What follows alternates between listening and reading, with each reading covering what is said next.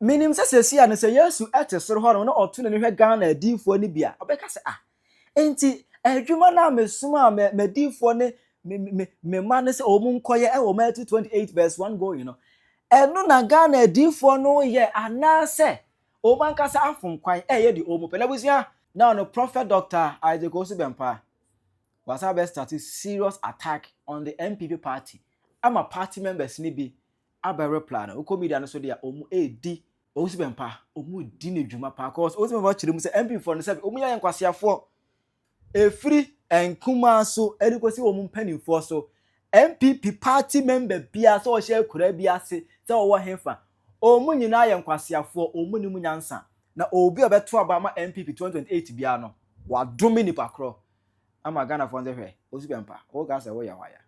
o ya why who are you omo abe clash with Osibempa me ma wonchire mu no akere wa adwen dia ma me e o comment section how you penya block media mesro say ni di mu o be like video no da ma bro subscribe button some click notification icon of latest update number chere wa adwen dia ma me e o comment section hodo oba so a no ahye ama wonu so enya bi ahwe over Ghana hanu a edifon omo e ya adwuma pa there's no doubt say Ghana edifon omo ya adwuma but ebi mo so no I lack what we call emotional intelligence. Ohwe Prophet Dr. Isaac Osibempa on say oni MP for e will beef bi. Ni nyina ne say 2020 ni mo baabi 2021 22 ni mo baabi. Dan pare ekwache no. Okotwintuo oni agrada konya incident. Ema yekwache Osibempa. Osibempa say on tia say ade ntia that time rekwa no. Ono na bompa ema MPP ba ba mu. Dan pare abeche no e de handcuff egu ne nsa. Osibempa case nyina ni wadwa lie. The case nyina nie wadwa Osibempa adwa lie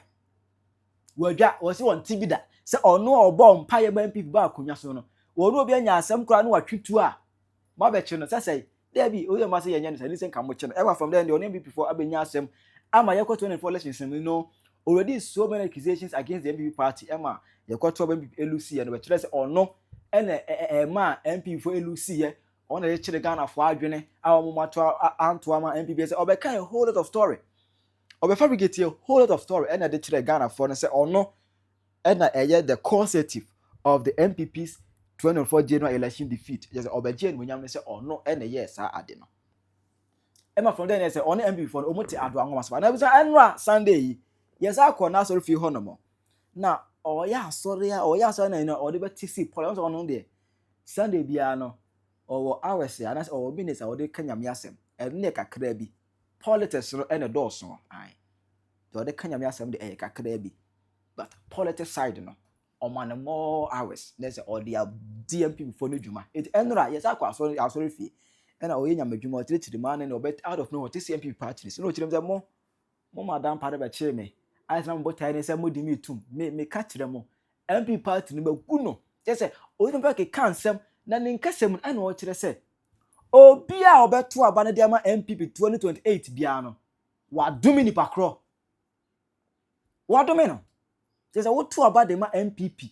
so ye Ghana ni na se me ko to aba de ma MPP party ni 2028 a wo say wo no wa domi wo janya me di mu akesew na anso ha o wie ye ana o kire MPP wo mo muslim mu nipa mo ye demonstration wa amon je chi mo ye demonstration nana bi momo ye de afonyama ke momo ye demonstration say John Mahama na ndi se for chechemo Osibempa say mo ye nkwasiafo Osibempa tirem ta sabe MPP fo nyina MPP party ni de sabe ye nkwasiafo party o kire se nyansani bia ni ana o say be tirem say on say imam no nsensem na eba ya na imam ne ka say obi obedi Muhammad atembia no munchini ntwaniti munkuna wonya boni bia no wa be related to Bawumia say Bawumia say krimoni ana Bawumia pa akonya na di ana Osibempa chire mu say eni say Ghana for your mistake ekoto oba ema obi a onye Yesu enie but no Bawumia say asumdwe hine Bawumia ya asumdwe hine Bawumia nye obi a woye headwat even okwa asori fie kura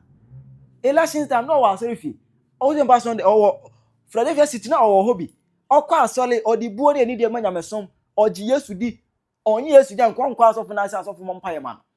ase onye Yesu ni a enko se ye mompaye man obi beka se ye settings dia ene ma bebere ba accessories ya camera eda so no eno so ye settings se so musi Bawumia ko nya asoro dem no kwaje mpaye no eno no ye settings dia ene ehombrase na ye se Mahama accessories owo no ah name bebrebe wa camera edaso and you know so your settings and also your settings for the optics and you know so your settings yes but me so yes di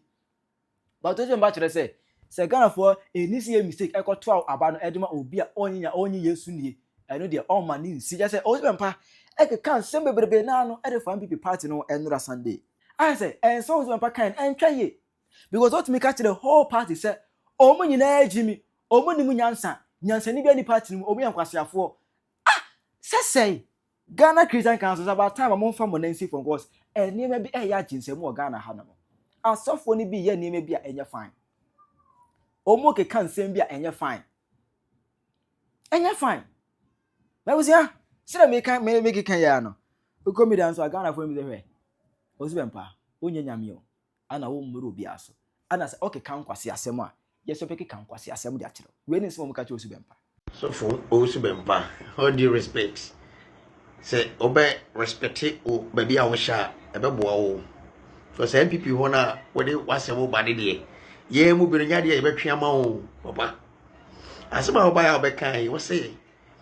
MPP betiti mu ma MPP o mo ma power say wakasa asem dada say wunim say asema wo kan e say ne ti ampa enka wo fa treachery match say obi obi ko vote for MPP bia no be kessing forever because what be you say o kasa asem na enkofo besuro se yesi so fo wusu bempa o kesi wa enye se do se boya ade ni wi na bo de kesi na ba be enye no kre eye trick entika won se asema ho kane no kra e ka me ka ja se obi obeto aba man bibia no o be kesi forever ti o yese de be yankofo nkonkoto aba no na watimi anya de o pese wunya ni aka se so fu o kayo se bibi be sa position but emfa oh say ne ma no moye ne ma na moye hu sa na ketekete oni aba ba chirichiri ba chire nkofo enye no kreda wo si ebibi fo ye nkwasiafo ye so fo asema e firi wanu ma woka asolefo ne biti wa ayi ebibi fo ne bi wo asole mo afi na odo na wa hu sa so aka wan kan yi e na wo se ma asolefo nkan ya so fo se ne wo se wow ye light wo se wo show ade ma nkofo hu no afi na mama asofo di aba fo enye ma mu yi mama asofo di aba ke se mu gu ya mama mfo nyame di mmam wo ye wade a forget about say nyame nkasa nkyere wo say yes ane ma no kanokre nyame nkasa nkyere wo say yes ane ma no wana wo ye wo selfish interest adan ho say ama police for ache wo because of say wo de etuo kwa agrada wo na agrada kokonto kwantika ye nyae wo na wo ye bibia ye nyae wo say ane ma de kufo do so enu ntie ho tan ni ti me gangi up kachi obi say asofo nyama hihye na mo hihye adwuma to na mo ye sade we pada mo fra mo asofo a eye na yen kase ya na ye ma nkramani medi yeso eye sa agenda bi na mo ye na mo de checha asole ma yin se so be checha asole ma ne say Kristo na gem kwa ye nti ye bo ne ti obi wu ma ye de wura ni pa ne mu no ya kwatena se bo po say ye ma nkramani medi yeso mi was wonu mi say amemu no enye so amemu ye nimdie wa onim ade ne ye na de wo ye enso propaganda di mukotena se ye sane ma na fia ho say ekofo ho say sane ma wi na amboa entino ebebere na twom ofu sane ma no afa de babia osan bia kofa na obi abekọkọtọ babia make say enye no kreda na me ye sure say asem ye waka krebe ebe jinja gara fo no mato aba ne mo asepa na make a kire wo hwe aba na mo beto no 2028 no ye start say ye bubu aba no ko baby kakra bi wa jo be oni ba obi be gina bi no be pega ne sa wo se me se bibia nweke o nyase bia obi entu me se ekrum ha obi entumi nya obi bibia bla obi anya obi bibia bi ekwani mu da homa ba omia wati ase nkofo atira te se ye penim die ne mo bebu oman no ye mamo me se wo man no because of my selfish interest aba me ka no kra kire o asema me ka no se nyame dwuma na wo se nyame afre wo no so be koso ya na waye ni ya ebeboa na boa sorefo na mo manya nkwaje dan se obetimi di wakoma echi ade abake kansam agu ho anim ase poto na nkofo obi aso video mu a na nkofo obotie ne ade those who respect you no na afu ma disrespect you ebeboa wa trust na wo hwese ne nema kwa ye aso fo bebre ebi mu still ebi mu maintain mo integrity ebi mu yini mo tetetefo ni bi ebi mu ho still but ebi mu ho still mu go mu anim because of politics what you about politics pa etimi ema wo gu hu animase but enye no credit because mo kai papa we on be ka se mahama me president da ene mahama de te akonwa so eye prophet Usu Bempa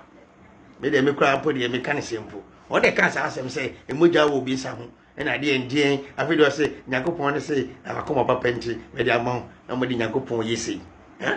because Nyankopon to wan wa yidin na o ka say Nyankopon ni din ye na e hutu so so mu a so o so mu say wo twi mu a ho obeye mo bo say ase para me kan Nyankopon no yidin na o hwe mu de mo ye o Ghana ha no mo ka say nye yo me ka sa asa me kan no ntie me I am in the spirit na me ka do kra kire mo me sinya me o ye ade a o tumi odin because ebi ene mre bi mu no there's a contact bi but o hwa na wunya sa de o so so o twi mu a no tintin a obeye no enye no kre da because ensema keka yin na enye no kre MPP o be ba 2028 o se enye no kra for wasore dan no ne wasore for baba ne ento nchia se MPP nya ba power pe me ba be take over na ma kire kire wo nkwaje nya me nhira wo Ujibempa me say o case entimi nko akokoba e wo MPP mu o case entimi nko akokoba empo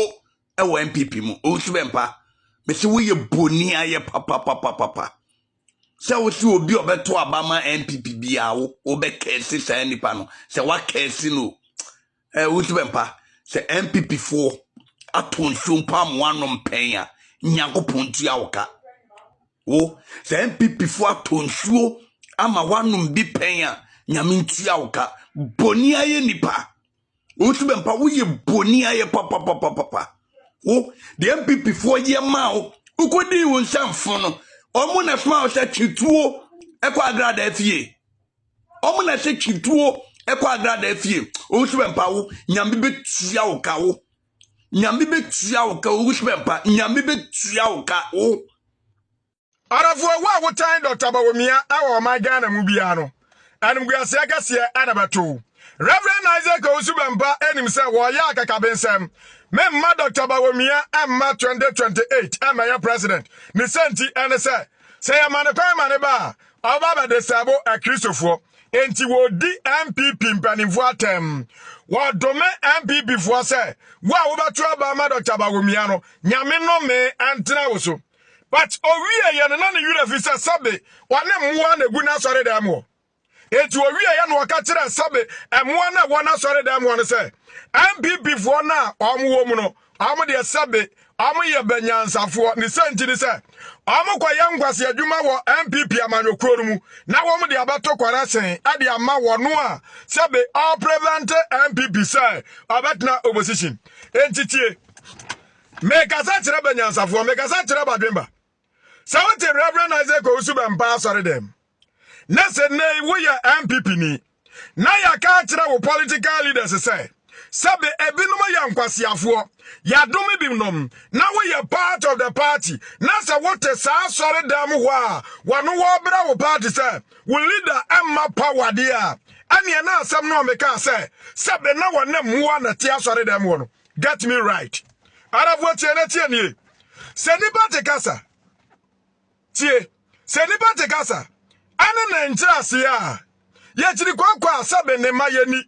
Tie, otain MPP amanyokuru. Anonti, ana otain Dr. Bawumia. Tie, otain munipa, anonti, ana wadomin nipa, wamabatuaba adiama MPP amanyokuru. But sen nipa nonso, wini bina tuwe wasore damua, kwa siada, edwada, ebenada, wamaba wasore abato kwara sema na wuwie na utwa mfrati akwaka kira sankofo ne se be womu de womu ni munyansa arafo fa asem ne kwa adwendwim ye fa asem ne kwa adwendwim tie se woti asore dem hobi na wotu abama MPP na se wosofo Reverend Isaac Osubempa beka kira wo political leader se